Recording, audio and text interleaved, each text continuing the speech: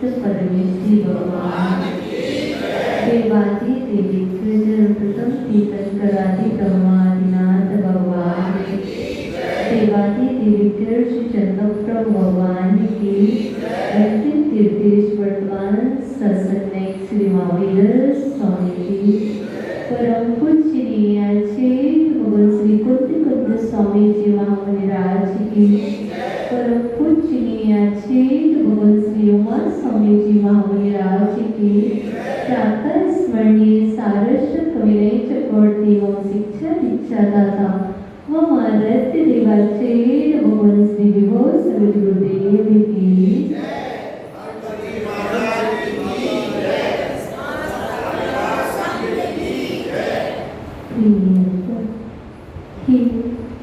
चिंतवाणी आगमवाणी तीर्थंकरवाणी स्यात्वारवाणी गुरुवाणी त्वमेव जयतो त्वमेव जयतो त्वमेव मम कंठ आगच्छतु आगच्छतु आगच्छतु।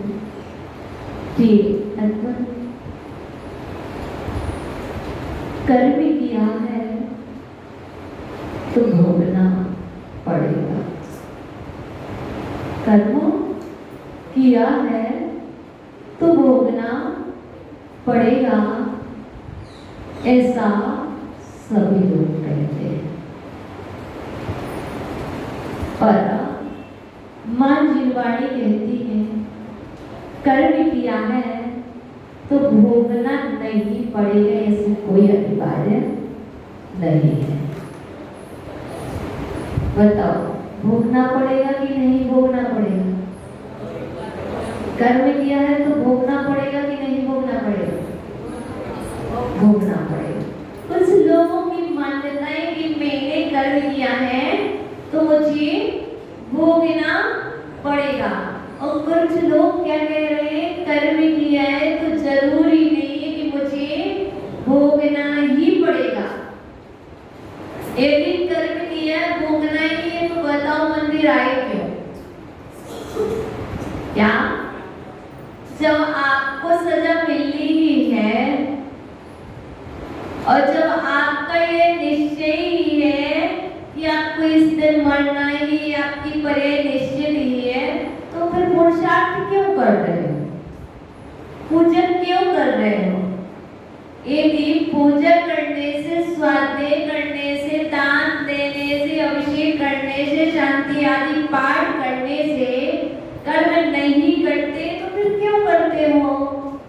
वैष्णव फिर आपकी क्रियाएं। ऐसा कोई अनिवार्य नहीं है कि जो मैंने कर्म किया उसका फल मुझे भोगना ही पड़ेगा। हाँ, 1% मान लेते हैं कि जो आपने कर्म किया है वह भोगना पड़ेगा, हाँ, पर पूरा नहीं भोगना पड़ेगा। जो आपने कर्म किया है आपको जो सजा इतनी बहुत सारी सजा हुई, जैसे कि किसी के लिए 33 सागर की, 1 सागर की सजा हुई, लेकिन उसने क्या कर लिया? तीर्थंकर भगवान के समुद्रण में जाकर के पश्चाताप करके उसने भावों में विशुद्धि लाई, और जब भावों में विशुद्धि आ गई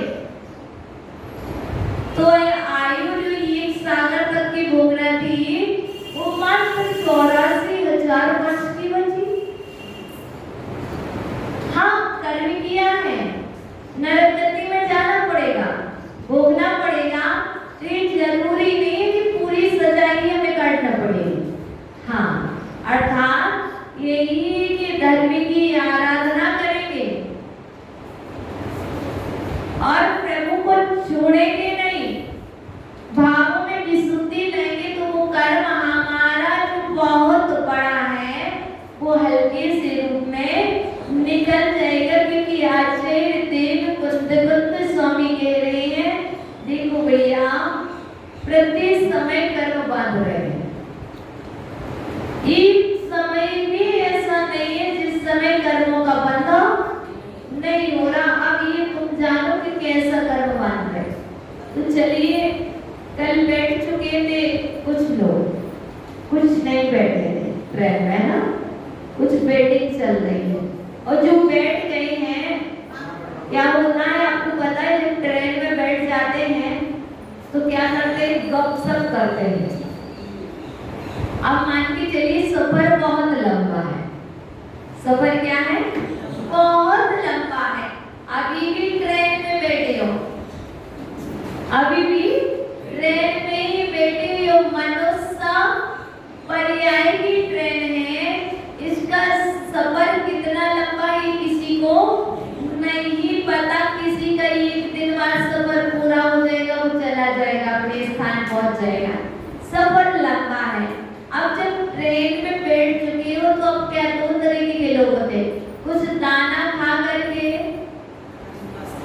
टाइम पास करता है, कोई स्वीट कॉर्न खा करके टाइम पास करता है, कोई सॉन्ग को सुनकर भी टाइम पास करता है, कोई प्रवचन सुनकर भी टाइम पास करता है, कोई आर्त रात ध्यान करके टाइम पास करता है, कोई धर्म में ध्यान करके टाइम पास करता है। अब ये तुम्हें ही देखना है, तुम अपना टाइम पास कैसे कर रहे हो। कर्म तो बन ही रहे हैं, अच्छे वाले कर्म बांध रहे हो कि बुरे वाले बांध रहे हो। तो आचार्य भगवान कहते हैं कि जो अच्छे व्यक्ति होते हैं, अच्छे से तात्पर्य जिनके पास दर्शन होता है, सम्यक दर्शन होता है। जो अच्छे व्यक्ति कौन होते हैं, जिनके पास सम्यक दर्शन है, और जिनके पास वो नहीं, वो बुरे व्यक्ति होते हैं। तो कुंत स्वामी कह रहे हैं, सम्मायित्थि कालम बुल्लदिराणि मेरा कृणाणि भामिहिं विच्छायित्थि बाच्छा दुर्वावालस्य कलहिमा।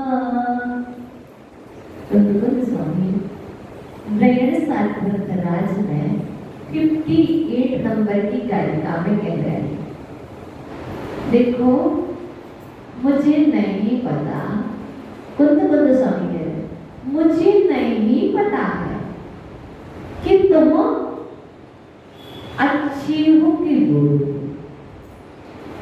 ये तुम स्वयं जानो कि आप कितने अच्छे। एक होते अच्छे और एक होते बहुत अच्छे। अब ये तुम ही देखो, सम्मायित्थि कालम मतलब सम्यक दृष्टि का काल, अर्थात सम्यक दृष्टि का समय। ट्रेन में बैठे हो, यात्रा चल रही है और वो समय जा रहा है। अब ये जो समय है, जो काल है, जो पीरियड है, मनुष्य पर्याय का जो पीरियड है, सम्मायित्थि कालम बुल्लदि राण भावी है, किसमें व्यतीत हो रहा, ज्ञान में हो रहा कि वैराग्य में हो रहा। क्योंकि आचार्य भगवान कुंत स्वामी की दृष्टि में सम्मानिष्ठि जीव का काल तो ज्ञान और वैराग्य में व्यतीत होता है। बातें करते हैं, चर्चा करते हैं, दरबार लगता है, मोबाइल पर बातें होती हैं, किस किस में होगा, बुराइयों में हो रहा कि वैराग्य में। ये तुम जानो, दो ही तरीके हैं, या तो बुराई करने में टाइम वेस्ट कर रहे हो या वैराग्य की बातें करने में टाइम वेस्ट कर रहे हो।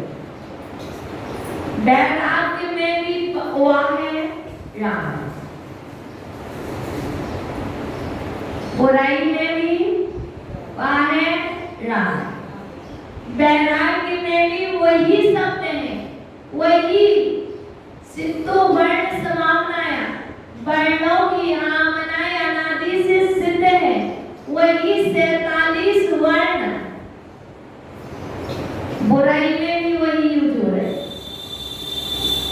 और वही 47 वर्ण वैराग्य की बातें कर रहे हो, उसमें भी व्यतीत हो रहे। और जब वैराग्य की बातें कर रहे हो, ज्ञान की बातें कर रहे हो, तो संपन्न और निर्जरा निद्रा हो रही है, शुभाश्रम हो रहा है, शुभ कर्मों का बंद हो रहा है। और जब वही उसी समय आप बुराइयां करने में लगे हो तो बताइए क्या हो रहा? समय व्यस्त हो रहा, कर्मों का बंद हो रहा, आश्रम बंद हो रहा और अशुभ कर्मों का उदय आएगा। अशुभ का बंद होगा तो अशुभ उदय आएगा।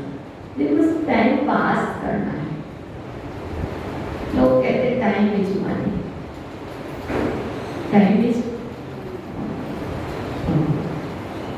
मोक्ष, मनी टाइम इज मोक्ष, मोक्ष के लिए पुरुषार्थ। आज मात्र मनी मनी मनी क्या है? ये मनी साथ जाने वाला नहीं है, बिल्कुल नहीं जाने वाला है, छूट जाएगा पक्का। समय वेस्ट हो रहा है। उस समय की कीमत कौन समझेगा? समय की कीमत वही समझेगा जो सम्यक दृष्टि है, जिसके पास सम्यक दर्शन नहीं है वह समय को नहीं समझेगा। वह तो यही जानेगा कि तुमने मुझे यहाँ बुला लिया, मेरे ऑफिस का समय वेस्ट कर दिया, मेरी दुकान में लेट हो गया, माता जी ने समय का ध्यान नहीं रखा।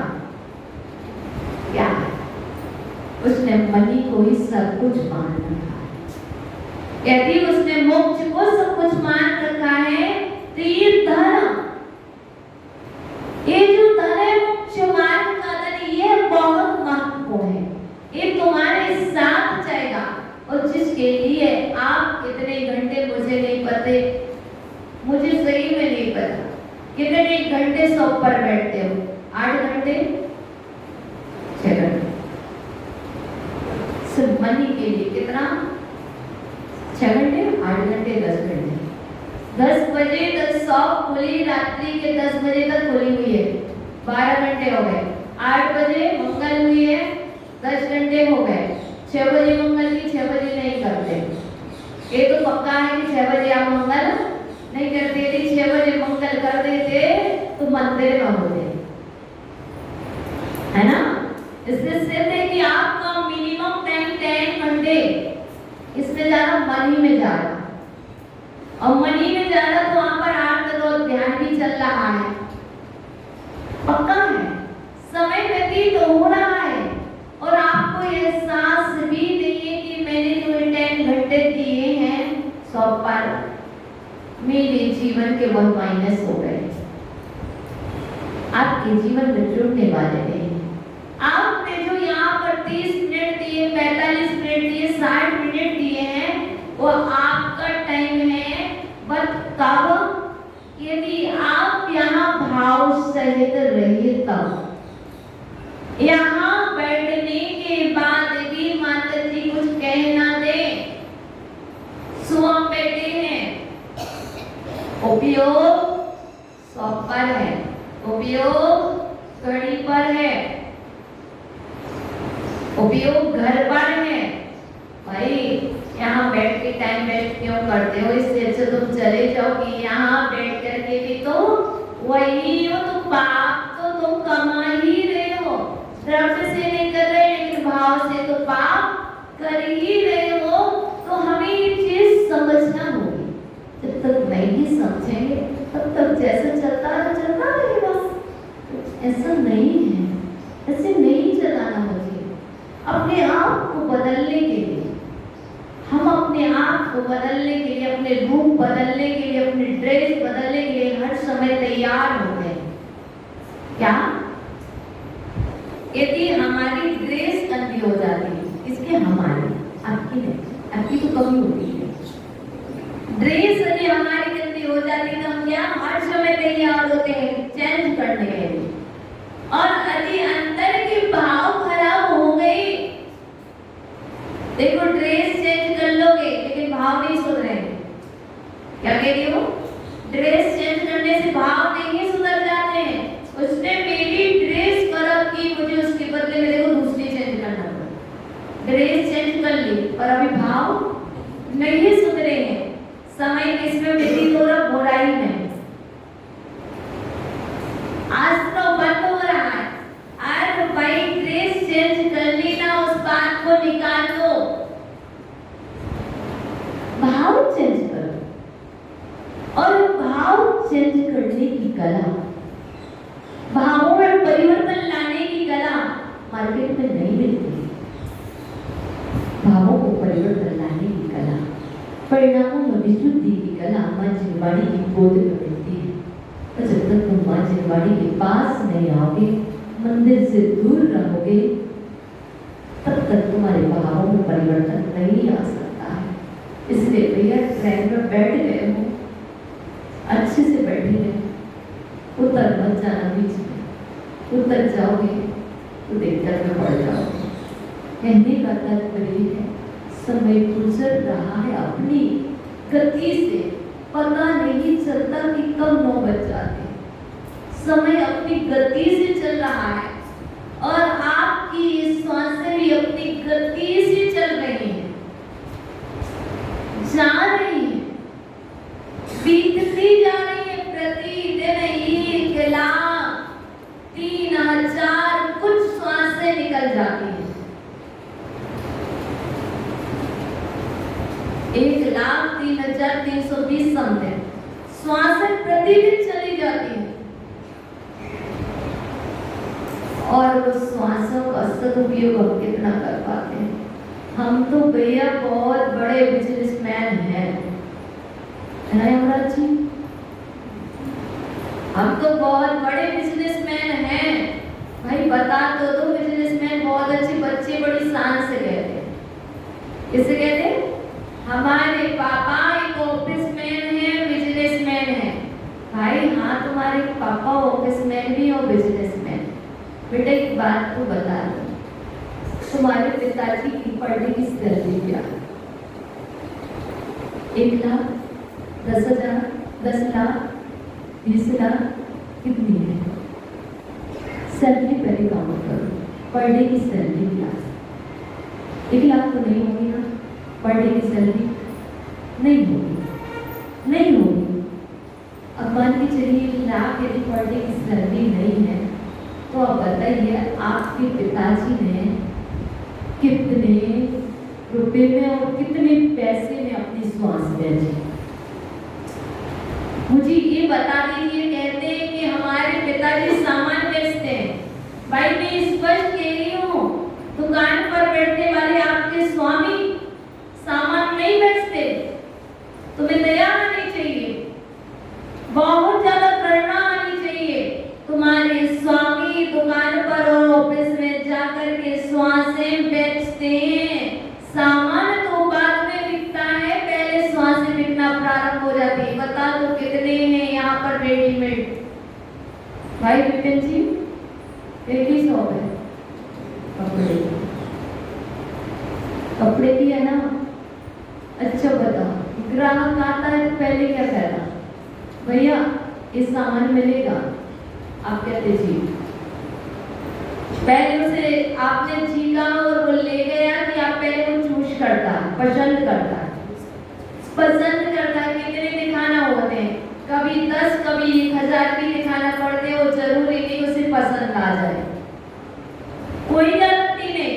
कदाचित वो ग्राहक आया, उसने पसंद करते करते उसे पसंद भी नहीं आया और वो चला गया, आपके 15 मिनट वेस्ट कर गया और 1 घंटे में 4,032 श्वासें चली गई आपकी।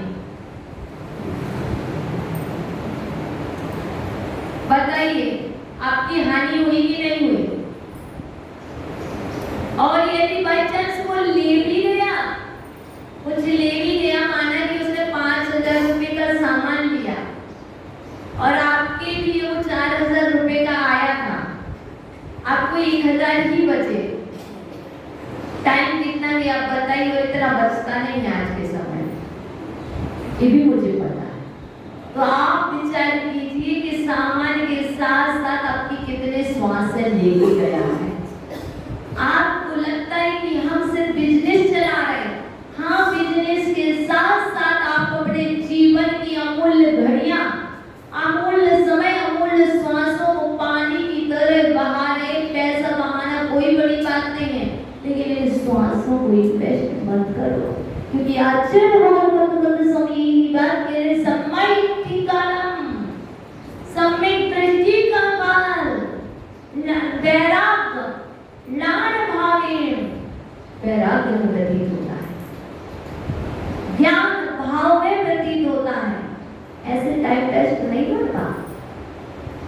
इसलिए देखो, करना तो पड़ेगा बिजनेस, नहीं करोगे तो घर नहीं चलेगा। क्या परिवार का संचालन नहीं होगा। पर उसमें भी ये सोचो कि फालतू जो समय है उसमें हम इन्वेस्ट मत करें अपनी स्वास्थ्य।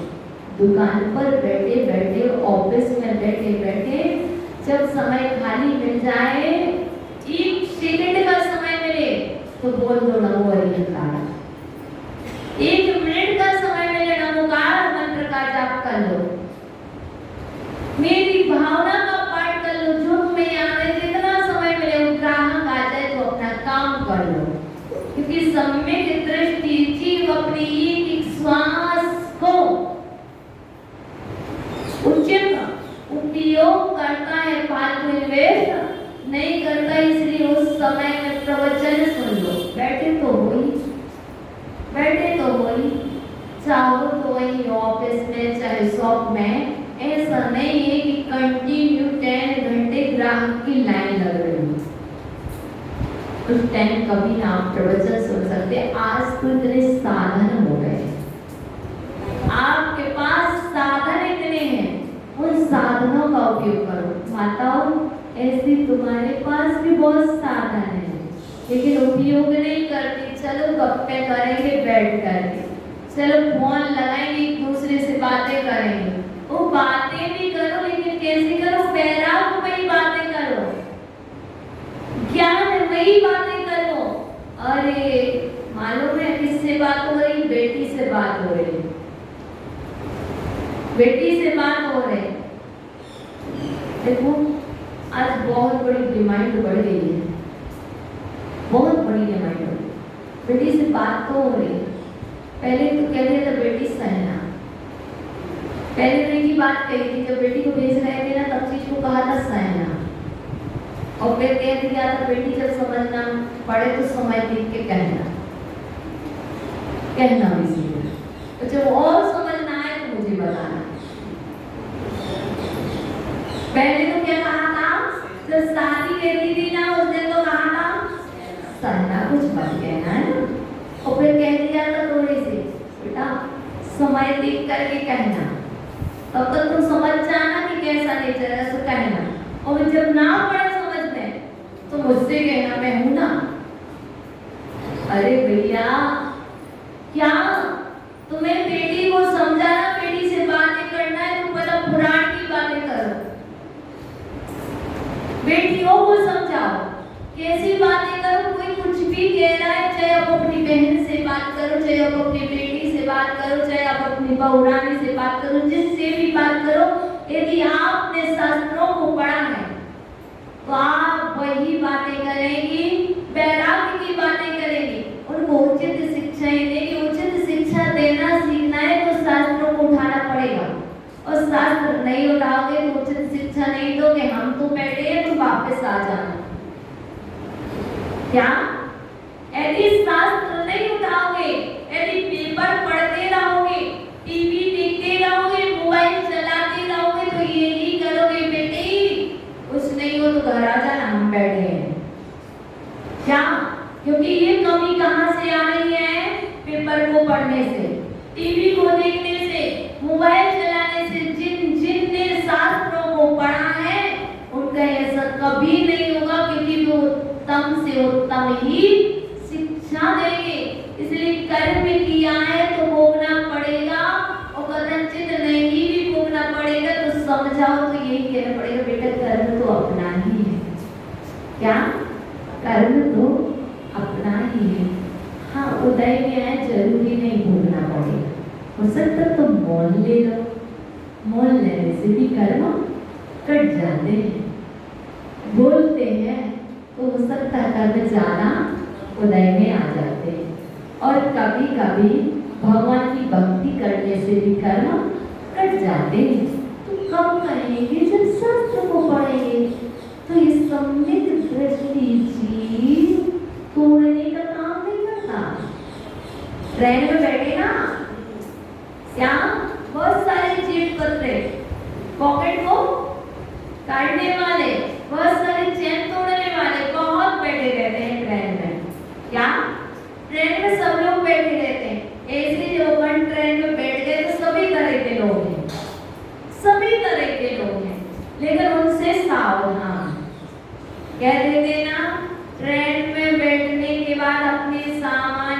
सुरक्षा स्वयं करें। ऐसे हम कह रहे मनुष्य गति में आने के बाद मनुष्य पर्याय में आप बैठ गए, मोक्ष मार्ग की ट्रेन में बैठ गए हो। अब आप अपने जीवन की सुरक्षा, अपने भावों की सुरक्षा आप स्वयं करें। तुम्हारा पड़ोसी तुम्हारे जीवन की सुरक्षा नहीं कर सकता, तुम्हारे भावों को नहीं सुधार सकता, तो आप बातें भी करें तो उन बातों में भी बैराग हो, उन बातों में भी ज्ञान हो, क्योंकि कह रहे ज्ञान भावे हैं। बैराग और ज्ञान के प्रति दोनों समझते हैं।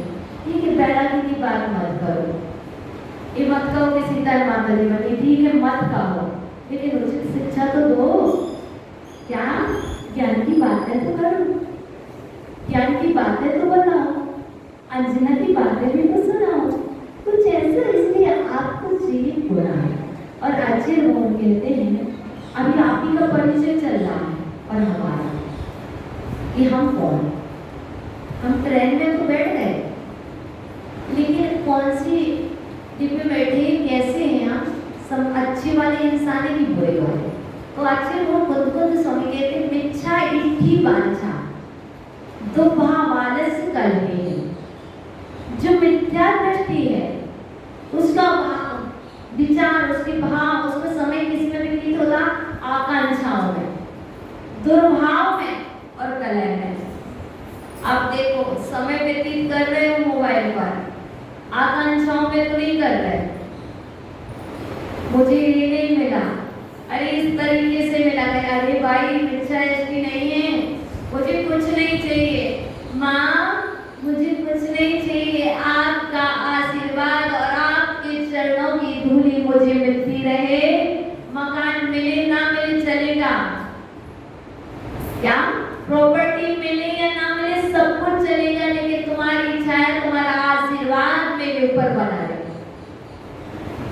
दो तरीके के व्यक्ति हैं, एक वस्तु से प्रेम करता है, एक व्यक्ति से प्रेम करता है। वस्तु व्यवस्था और व्यक्ति व्यवस्था दुख का कारण है। मैंने तो अनुभव किया है, मैं दोनों से सावधान रहने की कोशिश कर। वस्तु व्यवस्था में यदि उलझ जाएंगे तो दुख का कारण, और व्यक्ति व्यवस्था दुख का कारण। वस्तु हमारी आकांक्षा हो, हमारी इच्छा रूप नहीं होगी तो हमें दुख होगा, और व्यक्ति हमारे अनुरूप नहीं चलेगा तो भी दुख का कारण। दोनों से सावधान।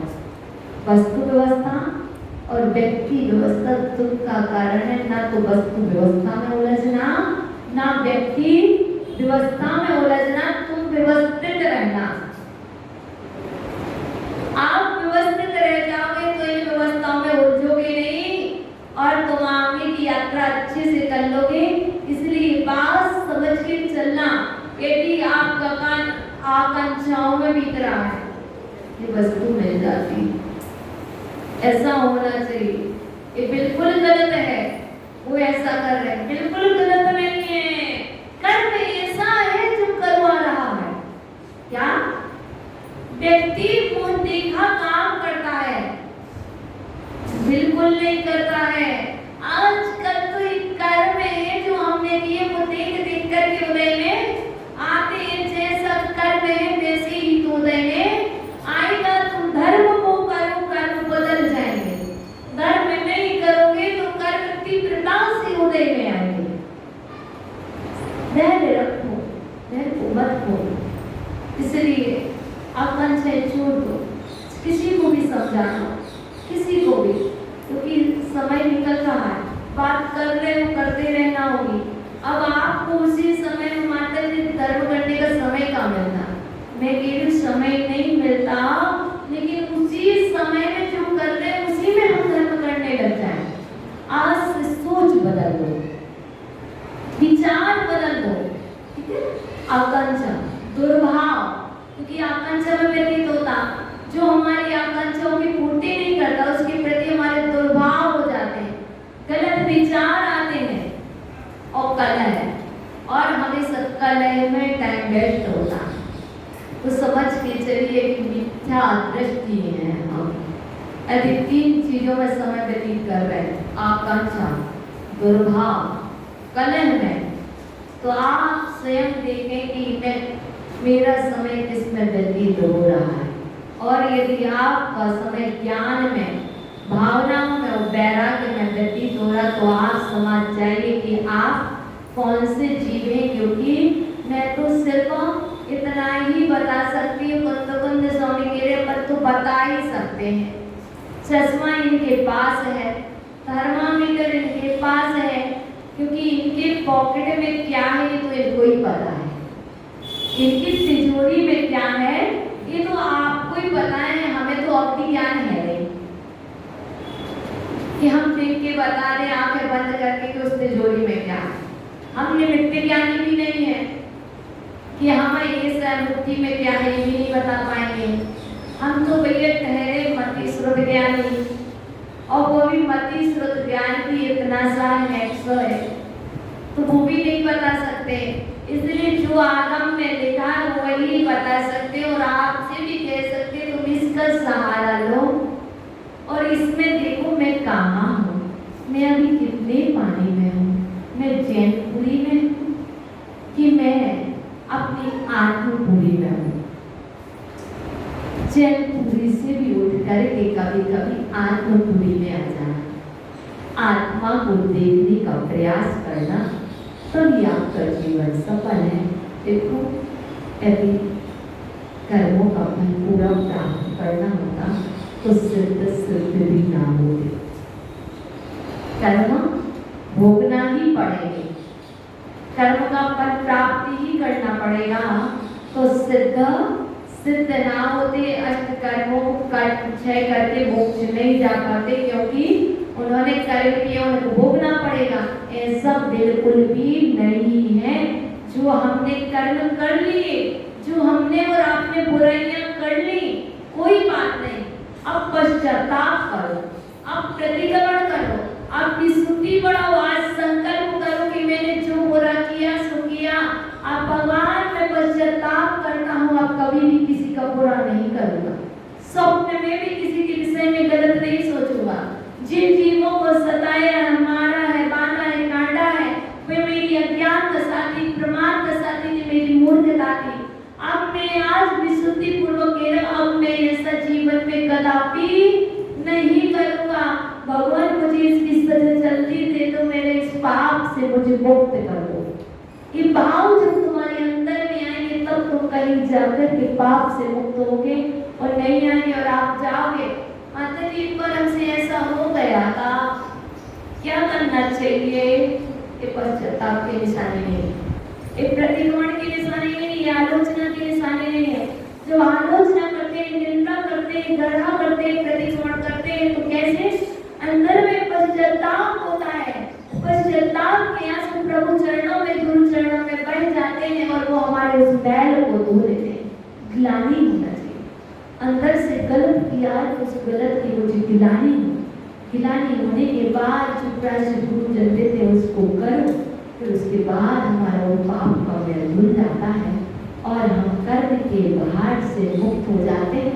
हमारी पनिशमेंट, हमारी सजा इतनी सी बचती है, इतनी सी बचती, जो सजा इतनी सारी मिल रही थी ना, वो सजा राजा श्रेणी की तरह थोड़ी सी हो जाती, और उस सजा को फिर आसानी से अपन काट लेते हैं। इस तरीके से आपका समय तो पूरा होगा। इतना ही तुम्हारा पुण्य का योगता क्या कर्म किया है भोगना पड़ेगा, तो तुम्हारा पुण्य का योग करेगा। मैं क्या करूं? तुम पुण्य बढ़ाओ, है ना, तुम पुण्य बढ़ाओ, हम प्रवचन बढ़ाए, क्या है ना, पुण्य बढ़ेगा तो प्रवचन भी बढ़ेगा। बस समझ ही चलना कि हमें अब कर्मों को बांधना नहीं है, कर्मों को काटना है। काटने का उपाय है हमारे अंदर की विशुद्धि, पुरुषार्थ। विशुद्धि हो, पुरुषार्थ नाम किया जाए, विशुद्धि हो पर पुरुषार्थ नाम किया जाए। जैसे मैं कहूँ मुझे भूख नहीं लगी, मैं तृप्त हूँ, संतृप्त हूँ, लेकिन आहार करने का पुरुषार्थ किसको करना पड़ता है? मुझे ही करना पड़ता है। बनाने वाला बना देता है। यहाँ तो चौका तैयार है भैया, चौका तैयार है। तुम एक चौका लगा, हम लोग 3 चौका लगाए बैठे हैं। कितने चौका लगाए बैठे हैं? 3 और 3 चौके में 3000 व्यक्ति भी आ जाए तो खिला देंगे, कभी कभी नहीं पड़ेगी। हमारा चौका तो हमेशा तैयार है, कभी भी आ जाती थी, तैयार है, लेकिन बस खाने वाले की कमी है। ऐसे जब तुम चौका लगाते हो और साधु ना आए तो कैसा लगता है? बहुत बुरा लगता है।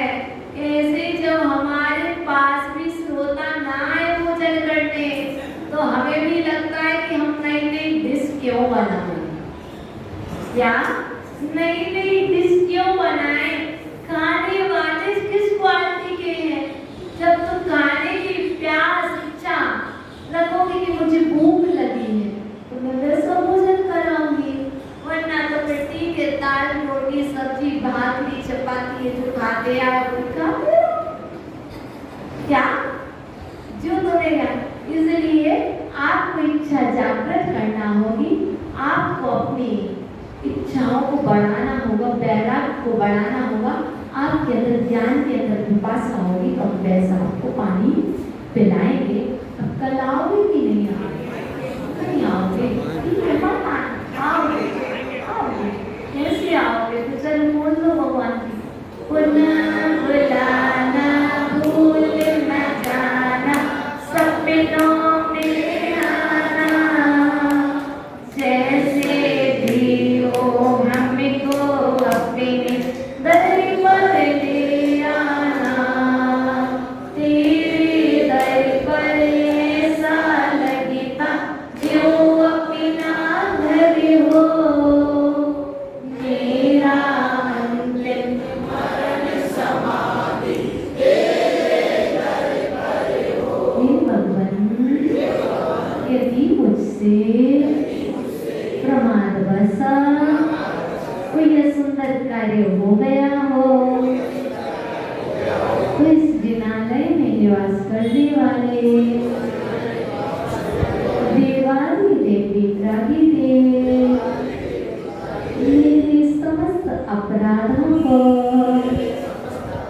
क्षमा करें, सद्बुद्धि दें।